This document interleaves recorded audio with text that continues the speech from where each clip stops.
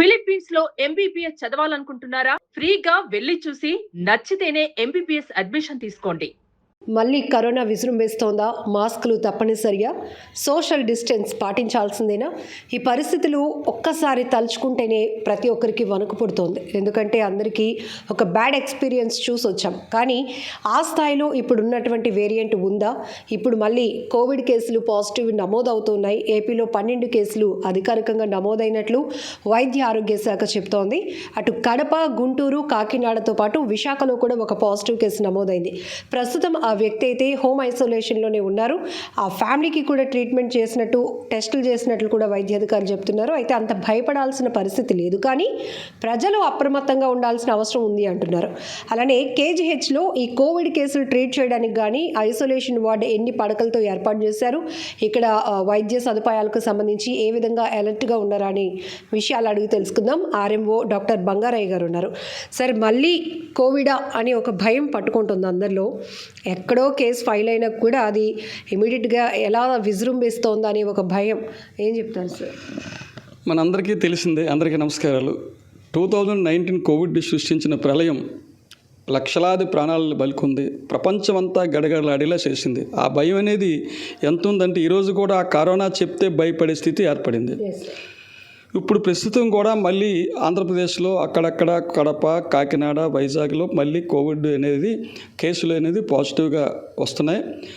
So దీంతో 4 మరణాలు కూడా సంభవించాయి. అయితే కరోనా వల్ల వాళ్ళకి ఆల్రెడీ ఉన్నటువంటి డయాబెటీస్, గుండె జబ్బుల వల్ల కూడా చనిపోయినట్టు అనిపిస్తుంది. కరోనా అప్పుడంత వేరియేషన్ అయితే లేదండి. అప్పుడంత వేరియంట్స్ అప్పుడుంటే కరోనావి చాలా భయంకరంగా ఉండేవి. పేషెంట్కి నిజంగా కరోనా వస్తే చాలామంది చనిపోయారు. అయితే అప్పుడు కరోనాతో చనిపోయిన కంటే కరోనా భయం వల్ల చనిపోయింది ఎక్కువ కేసులు. నాకు తెలిసినంత వరకు 90% కేసులు కరోనాలో చనిపోయాయి. కొత్తగా ఆ కరోనా రావటం, ఆ కరోనా గురించి డాక్టర్స్ కూడా సరైన అవగాహన లేకపోవటం, ఫెసిలిటీస్ సరిగా లేకపోవటం, బెడ్స్ ప్రొవైడ్ చేయలేకపోవటం, ఏం జాగ్రత్తలు తీసుకోవాలో తెలియదు. అప్పుడు నిజంగా సోషల్ ఐసోలేషన్ కానీ, ఫేస్ మాస్కులు కానీ, శానిటైజర్ పెట్టుకోవాలన్నా, ట్యాబ్లెట్స్ కావాలనుకున్నా, వ్యాక్సినేషన్ మొదట్లో ఇనిషియల్ దొరకలేదు. తర్వాత 2021లో యాక్చువల్గా మన ఇండియాలో ఆ కేసు ఫస్ట్ కేసు స్టార్ట్ అయింది. ఆ తర్వాత 2023 వరకు బాగా భయంకరంగా ప్రజల్ని భయభ్రాంతులు చేయటం ఉంది. ప్రభుత్వం కూడా చాలా సమర్థవంతంగా, సెంట్రల్ గవర్నమెంట్, స్టేట్ గవర్నమెంట్ చాలా సమర్థవంతంగా ఎదుర్కొని మొత్తం కరోనాలో అయితే అందరికీ వ్యాక్సినేషన్ వేసి అన్ని రకాల జాగ్రత్తలు తీసుకొని కరోనా కంట్రోల్ చేసాం.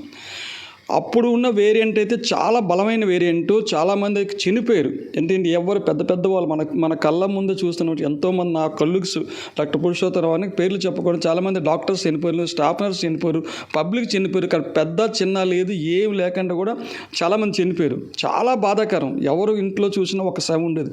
మా అపార్ట్మెంట్లో ఆల్మోస్ట్ 10 శవాలు కళ్ళ ముందు చూస్తే కనీసం మనవాడు చనిపోయాడని కాదు, వెనకాదలు వెళ్ళలేని పరిస్థితి ఏర్పడేది. బాధాకరం ఏంటంటే ఇంట్లో డెడ్ బాడీ ఉండి కింద తీసుకెళ్ళి ఎవరో అనాథల శవాన్ని తీసుకెళ్ళేట్టు స్పెసిఫిక్ మున్సిపల్ కార్పొరేషన్ కొంతమంది వ్యక్తులు వచ్చి తీసుకెళ్తే కనీసం చూడడానికి కూడా అవకాశం దక్కలేదు. అంత భయంకరమైన వ్యాధి నాకు తెలిసినంత చరిత్రలో చూడాలి. అలాంటి కరోనా వస్తుందంటే ఇప్పుడు కూడా గుండె దడదం. అయితే ఇప్పుడు అంత కరోనా ఉన్నటువంటి వ్యాధి మ్యూటేషన్ వల్ల చాలా వీక్ అయింది. బలమైన లక్షణాలు కానీ అవన్నీ లేవు. కరోనా గురించి ఎవరు ఇప్పుడు భయపడాల్సిన పని లేదు. ఒకటే కరోనా అయితే మళ్ళీ అక్కడక్కడ కేసులు వస్తున్నాయి. ఇలాంటి కరోనా లాంటి కేసులు, మలేరియా, డెంగ్యూ, టైఫాయిడ్ చాలామంది చనిపోతున్నారు. ఇది అలాంటి ఒక రెమినెంట్గా మిగిలిపోయింది. ఇప్పుడున్నటువంటి మ్యూటేషన్ వల్ల కరోనా అంతా బాధాకరం అయితే కాదు. అయితే ఏంటంటే ప్రజలకు వస్తుంది కాబట్టి ఖచ్చితంగా సోషల్ ఐసోలేషన్ కానీ, ఫేస్ మాస్క్ కానీ, శానిటైజర్ కానీ, ఏమైనా లక్షణాలు ముఖ్యంగా ఏంటంటే జలుబు, దగ్గు, గొంతు పెట్టడం, టేస్ట్ లేకుండా పోవడం, బాడీ పెయిన్స్, ఈ కామన్గా వైరల్ ఫీవర్కి వచ్చే లక్షణాలు దీంట్లో ఉంటాయి. ఇది ఎక్కువ అంటే థ్రోట్ పెయిన్ ఎక్కువ ఉంటుంది, సోర్ థ్రోట్ లాగా బాగా పెయిన్ ఎక్కువ ఉంటుంది.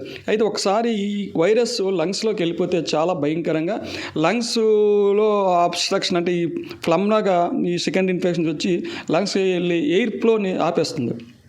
దానివల్ల ఆక్సిజన్ శాతం చాలా పడిపోయి లాస్ట్ టైం చనిపోవడం జరిగింది. ఇప్పుడు అలా కాకుండా కేసు వచ్చిన వెంటనే డాక్టర్ గారు చూపించుకుని ఆ లక్షణాలు కనిపిస్తే ఇమీడియట్గా ఐసోలేషన్కి వెళ్ళడం, ఇంకా తీవ్రమైన లక్షణాలు కనిపిస్తే హాస్పిటల్గా అడ్మిట్ అయితే బాగుంది.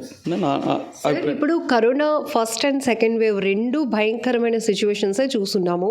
అయితే ప్రభుత్వాల చొరవ ఈ వ్యాక్సినేట్ అవ్వడం వల్ల కొంతవరకు అందరూ బాగానే ఉన్నాం. అయితే ఇప్పుడున్న మ్యూటెంట్ అంత బలమైనది కాదు కాబట్టి అంత వరి అవ్వాల్సిన లేదు అన్నారు. కానీ లక్షణాలు మాత్రం సేమ్ ఉంటాయి సార్. టేస్ట్ బడ్స్ పోవడం కానీ, స్మెల్ పోవడం, ఇవన్నీ ఇప్పుడున్నటువంటి మ్యూటెంట్లో కూడా. అంటే ఎప్పుడైనా కరోనా వ్యాధి యొక్క లక్షణాలు అలాగే ఉంటాయి. మలేరియాకి కొన్ని లక్షణాలు ఉంటాయి, టైఫాయిడ్ కొన్ని లక్షణాలు ఉంటాయి, వ్యాధికి కరోనా కూడా కొన్ని లక్షణాలు. కరోనా ముఖ్యంగా అది రెస్పిరేటరీ ట్రాక్లో వెళ్తుందన్నమాట.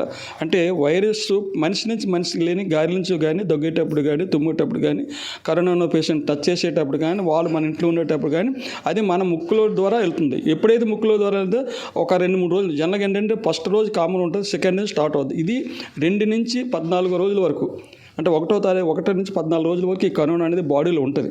ఇది వైరస్, నార్మల్ వైరస్ అన్నీ ఎలా ఉంటుంది, ఇది ఎలా ఉంటుంది. ఒకసారి బాడీ పేషెంట్ యొక్క వీక్నెస్ అంటే సరైన రెసిస్టెన్స్, వ్యాధి నిరోధక శక్తి తగ్గేటట్టయితే, ముఖ్యంగా చాలామంది డయాబెటీస్ పేషెంట్లు, హార్ట్ పేషెంట్లు, పాత జబ్బులు ఉన్నటువంటి పేషెంట్లకు ఏమవుతుందంటే రెసిస్టెన్స్ తక్కువ ఉండడం వల్ల, ఈ వైరస్ ఎంటర్ అవడం వల్ల వాళ్ళకి ఈ జబ్బు తీవ్రమై చనిపోయే అవకాశాలు ఉన్నాయి. మామూలుగా అయితే ఇది చనిపోయే అవకాశాలు చాలా తక్కువ. సార్, ఇప్పుడు కేసులు అయితే పాజిటివ్ వస్తున్నాయి. పూర్తిగా ఈ కేసుల్లో కేసు హిస్టరీ చూసుకుంటే సివియర్ ఫీవర్తో పాటు ఏ సిమ్టమ్స్ ఉంటున్నాయి సార్? జనరల్గా ఏ కరోనా వచ్చినా కూడా బాగా జలుబు చేస్తుందండి. బాగా జలుబు చేసి ముక్కంతా బ్లాక్ అయిపోతుంది, ఫీవర్ వస్తుంది, ముఖ్యంగా అంటే థ్రోట్ పెయిన్ వస్తుంది. సోర్ థ్రోట్లో అంటే వైరస్ అక్కడే బాగా మల్టిప్లై అయిపోతుంది థ్రోట్లో. ఆ థ్రోట్ పెయిన్ ఎక్కువ ఉండి ఈ జలుబు ఇవన్నీ లక్షణాలు కనిపించుకొని ఇమీడియట్గా మనం స్వాబ్ తీసి పరీక్ష చేసుకోవాలి. కరోనా పాజిటివ్ అయితే అప్పటికి మనకు కంఫర్టబుల్గా ఉంటే లైఫ్ పర్లేదు, లేదంటే ఇమీడియట్గా హాస్పిటల్లో జాయిన్ అవ్వాల్సి వస్తుంది. సార్, ఇప్పుడు మన వైజాగ్లో నమోదైన పాజిటివ్ కేసు, ఆయన ఎక్కడైనా ట్రావెల్ చేసి వచ్చారా? అతనికి ఎట్లా ఎఫెక్ట్ అయింది? అంటే నాకైతే వివరాలు తెలియదు, కానీ పేషెంట్ అయితే బయట పాజిటివ్ హాస్పిటల్కి వెళ్ళి చెక్ చేసుకుంటే బయట పాజిటివ్ వచ్చింది. మనం మైక్రోబయాలజీ డిపార్ట్మెంట్లో టెస్ట్ చేస్తే 100% పాజిటివ్ ఉంది. కానీ కరోనా పేషెంట్ పాజిటివ్, లక్షణాలు పెద్దగా లేవు కాబట్టి ఆయన ఇంటికి వెళ్ళిపోయి ఐసోలేషన్ వాళ్ళకి వెళ్ళిపోయారు.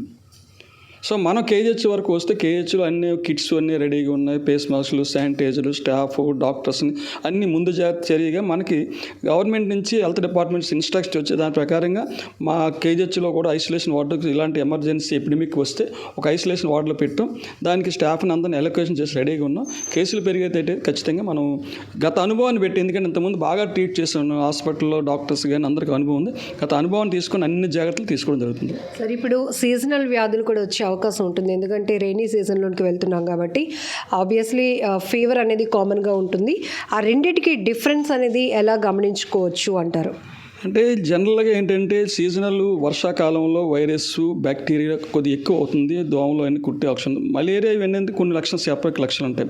ఈ వైరస్ ఓన్లీ కోల్డ్, జలుబు వచ్చి ఆ థ్రోట్ పెయిన్ వచ్చి టేస్ట్ కొద్దిగా తప్పు, అంటే జనరల్గా టేస్ట్ అయిపోతుంది. ఇలాంటి లక్షణాలు, స్పెసిఫిక్ లక్షణాలు కొన్ని ఉంటాయి. అప్పుడు మాత్రమే మనం స్క్రీనింగ్ టెస్ట్ వెళ్ళాలి. జనరల్గా ఇంకెవరికైనా డౌట్ వచ్చినా లేదా స్టాఫ్ ఈ కరోనా అనిపించినా కూడా మనం సింపుల్గా ఇప్పుడు పిహెచ్సి లెవెల్లో కూడా మనకి ఈ కరోనా కిట్లు ఉన్నాయి, లేదా గవర్నమెంట్ హాస్పిటల్కి వచ్చిన కరోనా కిట్ చేసుకుంటే పాజిటివ్ అనుకుంటే మన ప్రాబ్లం ఉండదు. వాళ్ళ అడ్రస్ తీసుకొని వాళ్ళకి మన స్టాఫ్ వెళ్ళి విజిట్ చేసి చెప్తారు, ఇది మీకు కరోనా ఉందమ్మా, మీరు ఐసోలేషన్కి వెళ్ళండి, మీకు ఏమైనా సివియారిటీ ఉంటే మాకు హాస్పిటల్లో జాయిన్ అని చెప్తాం. సార్, రాష్ట్ర ప్రభుత్వం వైద్య ఆరోగ్య శాఖ ఆదేశాల మేరకు ఇప్పటికే విశాఖపట్నం వరకు వస్తే ఇటు విమ్స్లో కానీ కేజీహెచ్లో కానీ స్పెషల్ ఐసోలేషన్ వార్డ్స్ సిద్ధం చేస్తున్నారు. పబ్లిక్ స్వతహాగా తీసుకోవాల్సిన జాగ్రత్తలు ఏంటి? అంటే పబ్లిక్ ఏంటంటే ఆల్రెడీ మనకంటే పబ్లిక్ చాలా అవేర్నెస్ ఉన్నారు. కరోనా వచ్చిందనికంటే అందరూ ఫేస్ మాస్క్లు రెడీ అయిపోతారు, శానిటైజర్ బాటిల్ కొట్టుకుని జోబులో పెట్టుకుంటారు. వీలైనంత వరకు అంటే వాళ్ళకి దగ్గులాగా ఎక్కువ అనిపించి ఉండేటట్టే కొద్దిగా కట్స్ పెట్టుకుని దగ్గుకొని పక్కకి వెళ్ళాలి. వాళ్ళకి అనుమానం వస్తే ఇంట్లో ఆగిపోవడం మంచిది. వాళ్ళ ఇంట్లో ఉన్నప్పటికీ వేరే సెపరేట్గా రూమ్లోకి వెళ్ళి ఉంటే ఆ వైరస్, ఇది వైరల్ ఏం లేదు, మనం మాట్లాడుతున్నప్పుడు కూడా థౌజండ్స్ ఆఫ్ వైరస్ వచ్చేస్తాయి. కాబట్టి మీరు ఇంట్లో ఉన్నా కూడా కొద్దిగా రూమ్లో సెపరేట్గా ఉండండి. బయటికి వెళ్ళి మీకు లక్షణాలు ఉంటే దయచేపు కట్షిప్ కానీ లేదంటే ఫేస్ మాస్క్ వేసేసుకోండి. ఒక శానిటైజర్ వేసుకుని, శానిటైజర్లో జనరల్గా ఆల్కలైన్ వల్ల శానిటైజర్లో కూడా వైరస్ చనిపోతుంది. పబ్లిక్లో ఒక డ్యూటీ ఉన్న 1 వీక్ కూడా, అంటే ఫస్ట్ 1 వీక్ బాగా సివియర్గా ఉంటుంది, 2వ రోజు నుంచి 10వ రోజు సివియర్గా ఉంటుంది. ఖచ్చితంగా డ్యూటీ పెట్టి మీరు ఆగిపోతే బెటర్, లేదంటే మీ కొలీగ్స్, మీ హాస్పిటల్, మీ పనిచేస్తున్న సిబ్బందికి కూడా చాలా ఇబ్బందికరం అవుతుంది. మీరు డ్యూటీ సెలవు పెట్టేసి 10 రోజులు ఇంట్లో ఉండమని నా సలహా. ఈ కరోనా పాజిటివ్ కేసుల్లో 4 మరణాలు కూడా వాళ్ళకి ఇతర దీర్ఘకాలిక ఆరోగ్య సమస్యలు ఉండటం కూడా ప్రధాన కారణం అన్నారు. ఎక్కువగా ఈ వైరస్ని ఎఫెక్ట్ అయ్యే వాళ్ళు ఎవరు సార్? ఏ రకమైన? జనరల్గా అంటే aged persons, especially diabetes mellitus, sugar వ్యాధి ఉన్న వాళ్ళకి జనరల్గా రెసిస్టెంట్ వ్యాధి నిరోధకత తక్కువ ఉంటుంది. ఈ గుండె జబ్బులతో బాధపడుతున్న వాళ్ళు బాగా జనరల్గా తగ్గుతుంది. ఈ asthma, COPD, chronic pulmonary obstructive disease ఏమవుతుందంటే వాళ్ళకి బాడీ ఆక్సిజన్ అందుకు రకరకాల కారణం వల్ల వ్యాధి నిరోధక శక్తి తగ్గుతుంది. వాళ్ళు ఏంటంటే ఇలాంటివి ఏమైనా ఎంటర్ అయిపోయిన ఇమీడియట్గా బాడీ రియాక్ట్ అయిపోయి వాళ్ళకి ఇబ్బందికరమైన పరిస్థితి, శ్వాస తీసుకునే ఇబ్బంది రావటం, ఆక్సిజన్ అందకపోవటం, మరి జలుబు అన్నీ కూడా ఎక్కువైపోతాయి. కాబట్టి దీర్ఘకాలిక వ్యాధులతో బాధపడినోడు కొద్ది ఏజ్డ్ పర్సన్స్ వాళ్ళు కూడా ఈ కొద్ది జాగ్రత్తలు తీసుకున్నట్టయితే వాళ్ళకి ఏ ఇబ్బంది రాదు. ఆర్ఎంఓ డాక్టర్ బంగారయ్య గారు చెప్పినట్టు గత అనుభవాలు, చేదు అనుభవాలు ఇప్పటికీ కోవిడ్ అనే పదం వినడానికే మనకి ఒక రకమైన భయం పట్టుకుంటుంది. కానీ ఇప్పుడున్న మ్యూటెంట్ అంత బలమైంది కాదు, బలహీనమైందే. కాబట్టి దానికి తోడు అందరూ వ్యాక్సినేట్ అయి ఉన్నారు. ఎక్కడికక్కడే వైద్య ఆరోగ్య శాఖ వైద్యాధికారులు అందరూ సిద్ధంగా ఉన్నారు. అన్ని రకాల ట్రీట్మెంట్లకి కావాల్సినటువంటి ఐసోలేషన్ వార్డులు కూడా సిద్ధం చేస్తున్నాం. అయితే ఇప్పుడు సీజనల్ వ్యాధులు కూడా రాబోతున్నాయి. మరీ ముఖ్యంగా ఉన్న లక్షణాల్లో సివియర్గా ఉన్నటువంటి ఫీవర్ కానీ, థ్రోట్ ఇన్ఫెక్షన్తో పాటు ఒళ్ళు నొప్పులు, ఇట్లాంటి సిమ్టమ్స్ ఎవరికైనా ఉండి బాధపడితే కనుక ఇమ్మీడియట్గా అలర్ట్ అయ్యి ఇమ్మీడియట్గా టెస్ట్ చేయించుకోవాల్సిందిగా వైద్యాధికారులు సూచిస్తున్నారు. మరొక వైపు మనందరికీ తెలుసు, వీటి నుంచి, ఇట్లాంటి వైరస్ల నుంచి మనం బయటపడాలి అంటే ముఖ్యంగా మాస్క్ తప్పనిసరి అనేది కూడా వైద్యాధికారులు సూచిస్తున్నారు. అయితే సార్ చెప్పినట్టే ఆల్రెడీ అందరికీ ఒక అవగాహన అనేది మనం చూసి వచ్చాం, పాటించి వచ్చాం. కాబట్టి ఇప్పుడు మళ్ళీ అట్లాంటి కేరింగ్ అనేది ప్రజలే స్వతహాగా తీసుకోవాల్సిన అవసరం ఉంది అని కూడా సూచిస్తున్నారు.